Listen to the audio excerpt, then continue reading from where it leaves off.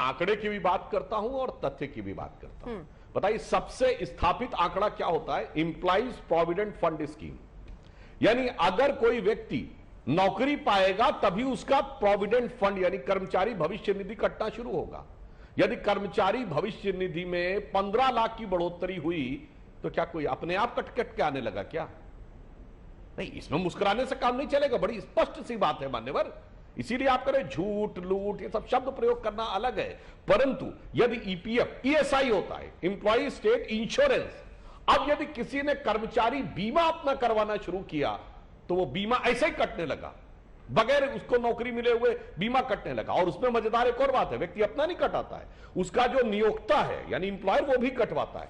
तो ये कैसे कटने लगे? ये आंकड़े देख लीजिए, ईपीएफओ के आंकड़े देख लीजिए, एएसआई के आंकड़े देख लीजिए, तो आपको स्पष्ट दिख जाएगा कि और इसमें अप्रैल के महीने के बाद यानी सेकेंड वेव के बाद जो सबसे बुरा दौर था, जो पिछले वर्ष अप्रैल के बाद से था, जहां से रिकवरी की स्थिति शुरू हुई है, 4% की लगभग माह दर माह निरंतर वृद्धि होती चली जा रही है।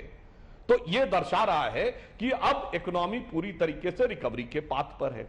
अब शक्ति जी बोल रहे थे तो मैं सिर्फ याद दिला दूं, अरे भाई ये तो वो पार्टी में है जब नीतीश कुमार जी कहे थे कि 10 लाख का वादा हवाई है, हो ही नहीं सकता। अब उन्हीं के नेतृत्व में 20 लाख का दावा पूरा करेंगे। मतलब अपने 15 साल के शासनकाल में बिहार में 1 लाख नौकरी न दे पाए थे, अब 3 साल में 20 लाख देंगे। मतलब बाप न मारी मेढकी बिटवा तीरंदाज। चलो मान लिया तो 3-4 महीने में 2 लाख तो कर दिए होते ना, अन्यथा कैसे होंगे 20 लाख? इसलिए यह तथ्य भी, आंकड़ा भी सबके सामने बिल्कुल दिखाई पड़ना चाहिए। और मैं रोहन जी से एक और बात कहता हूं, महंगाई और ये आपने बात कही तो मैं विनम्रता से पूछना चाहता हूं रोहन जी, एक ऐसा देश बता दीजिए जहां राहुल गांधी जी यात्रा करते हो, बाकी नहीं, जहां से राहुल गांधी जी ने बैठकर भारत की अर्थव्यवस्था पर भाषण दिया हो और वहां महंगाई की दर भारत से कम हो। मैं चुनौती से पूछता हूं, बताइए थाईलैंड है कि इटली है कि ब्रिटेन है कि अमेरिका है? अरे कल ब्रिटेन के मंत्री ने इस्तीफा दिया है, 10.5% की महंगाई की दर हो गई है। अमेरिका में 2.25 लाख लोग हर महीने नौकरी छोड़ने के कगार पे हैं। चाइना में स्थिति यह है कि बैंक डिफॉल्टर हो गए हैं। हुआन प्रोविंस में कहा जा रहा है कि टैंक तक लगाने पड़े हैं लोगों के ऊपर। पाकिस्तान बांग्लादेश की बात नहीं कर, सब मोदी की वजह से हो रहा है ना। अरे भाई साहब, दुनिया में स्थिति यह है कि इस समय 63 देशों में 10% से अधिक है महंगाई की दर, 63 देशों में।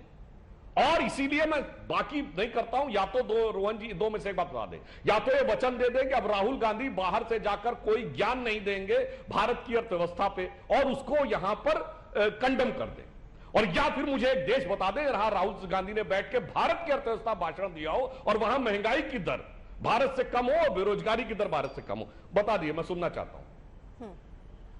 रोहन जी जवाब दे दूं मैं? जी देखिए सर, जल्दी से, मैं अरविंद जी के पास एक बार भी नहीं जा पाई, उनको भी चर्चा में मुझे शामिल करना है। मैं बोल दूं अर्पिता जी जी जी अरविंद जी बोल। जी रोहन जी जवाब दे। देखिए इनकी मजबूरी देखिए, सुधांशु जी की बहुत स्पेसिफिक सवाल था। आंकड़ों की हमने बात की, कहां पहुंच गए? राहुल गांधी जी के ऊपर। कहां चले गए? देश के बाहर चले गए। अरे भैया, वो दूसरे देशों में क्या हो रहा है? क्या आपने 2 करोड़ नौकरियों का बोला मैंने भाई? क्या हो रहा है? बीच में मत बोलिए प्लीज। दूसरे देशों में क्या हो रहा है वो देख के आपको देश को वादा किया था।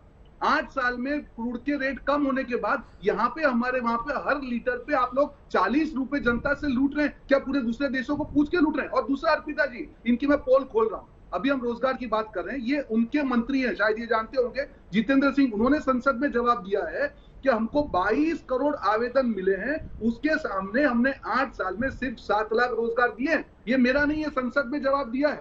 मुझे बताइए अर्पिता जी, ये दूसरे रोजगार की बात कर रहे हैं, मोबाइल की बात कर रहे हैं, ये केंद्र सरकार की जो सरकारी नौकरियां हैं वो तो सरकार के हाथ में। अगर उनकी नियत में खोट नहीं होती तो 22 करोड़ के सामने सिर्फ 7 लाख नौकरियां। और एक चौंकाने वाला आंकड़ा, 2021-22 में सिर्फ 38,000 नौकरियां दी इस सरकार ने। ये संसद में उन्होंने आंकड़ा दिया है। 2020-21 में 78,000, 2021-22 में 38,000। अरे कब तक आंकड़ों को झुटलाएंगे? अब आप जो ईपीएफओ की बात करें वो भी दिख रहा है कि लास्ट 2 महीने में नौकरियां कम हुई है। देखिए सुशांतु जी, सिंपल बात है, सरकार में है, गलतियां हुई है तो स्वीकार कीजिए, उधर उधर की बात मत कीजिए। राहुल गांधी और ये सब हम तो सवाल उठाएंगे, आप जवाब दीजिए ना, क्यों आप सीएमआई के आंकड़े पे नहीं भरोसा कर रहे? आपके सामने आपकी सरकार के मंत्री के जवाब को भी आपको झुठलाना पड़ रहा है, ये आपकी मजबूरी है। कम से कम आपसे अपेक्षा है कि हकीकत का स्वीकार करें और देश से माफी मांगे कि जुमलेबाजी हम नहीं करेंगे, कि कब तक झूठ बोलेंगे। आपकी सरकार का जवाब एक 38,000 नौकरियां हैं और आप कह रहे हैं रोजगार का सर्जन। देखिए सुधांशु जी, कई सवाल तो देखिए बनते ही है यहाँ पर, क्योंकि आपने तमाम आंकड़े दे दिए, लेकिन जिन आंकड़ों पर हम बात कर रहे हैं, आप कह रहे हैं खुले मन से आप इसको समझिए, उन आंकड़ों पर आप भरोसा नहीं कर रहे हैं। दुनिया, देश, वो सब हटाकर अगर एक भारत में आम नागरिक जो रोज कमाता रोज खाता है, सर उसके लिए तो सबसे इंपॉर्टेंट और जरूरी यही है कि हम पेट्रोल भरवाने जा रहे हैं तो हम कितने पैसे चुका रहे हैं, हम दाल खरीदने जा रहे हैं, हम तेल खरीदने जा रहे हैं तो हम कितने पैसे चुका रहे हैं। ये तो बुनियादी सवाल है ना सर। वो समय ये नहीं सोचेगा कि चीन और भारत में तुलनात्मक ढंग से हम जरा देख लें कि मोबाइल कहां ज्यादा बन रहे हैं कहां नहीं बन रहे। हाँ, मैं उसी बिंदु पे आ रहा हूं। तो आगे से ये कह देना कि आप बाहर से ज्ञान देना बंद कर देंगे, तब मैं बोलूं। बाहर से जाके खुद बोलेंगे, फिर कहेंगे बाहर की बात मत किया करो। और ये तो मैं बात कह रहा हूं, अर्पिता जी छोड़ दीजिए, जो इस समय हकीकत है, जो भारत की स्थिति, उस पर बात भाई, कीजिए सर। आप अपने टर्न पे बोलिए, अपने टर्न पे रोहन जी बोलिए। एक सेकेंड रोहन जी। हाँ, पेट्रोल डीजल पे बोल रहा हूँ। हाँ। पेट्रोल डीजल सबसे महंगा कहां पर है?